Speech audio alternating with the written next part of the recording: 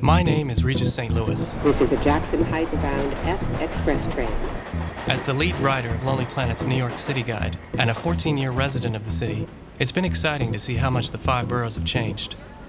Perhaps none more so than Queens, the most ethnically diverse urban area on Earth. While often overshadowed by its more famous sibling to the west, many New Yorkers have long known that Queens is a great place to live. Now it's also finally becoming a tourist destination in its own right, and was recently named the #1 place to visit in the United States by Lonely Planet's annual Best in the U.S. list. Stand clear of the closing doors, please. I'm currently on assignment, researching Queens and all it offers to travelers. Even with only a few days, you can explore dozens of different cultures, hopping around the globe with a mere swipe of a MetroCard.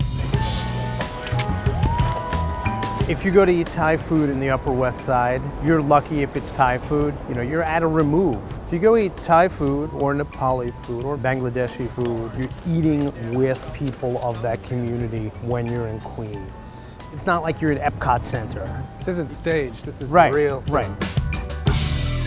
Solo por la mañana. That's what really strikes me about this borough, that there's all these secret spots that you would never know existed. Stumble upon them and you can find this amazing food. Yeah, I mean, that's what motivates me. You know, this guy started a little seaside Mexican hideaway in the back of a bodega where the 7 train is just rumbling overhead, 400 feet in front of us. Queens is not only an exciting destination for foodies, it has a hip, burgeoning microbrewery scene as well.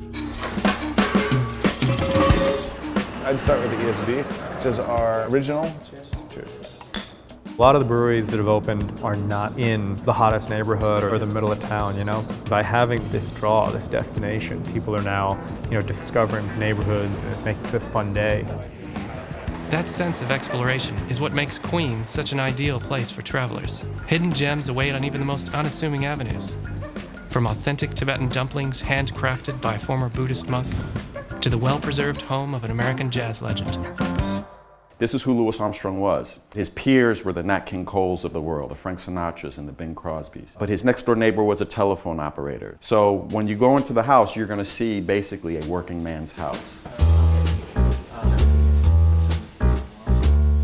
There have been a lot of hugely successful artists that have emerged out of Queens. Absolutely. Like Run DMC, The Ramones, Cyndi Lauper, Simon and Garfunkel. People used to ask, why did they all come from Queens?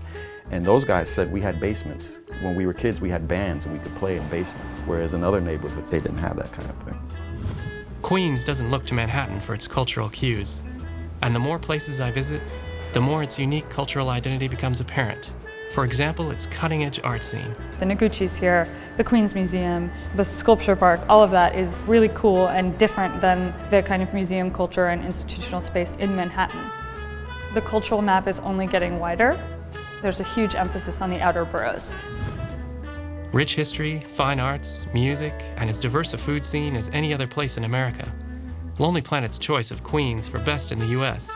may have been surprising to many, but it is certainly warranted. Visit now to find new discoveries and amazing experiences around every corner. Its under-the-radar status will surely change in the years ahead. This is a Queens-bound N Express train. The next stop is Queensboro Plaza.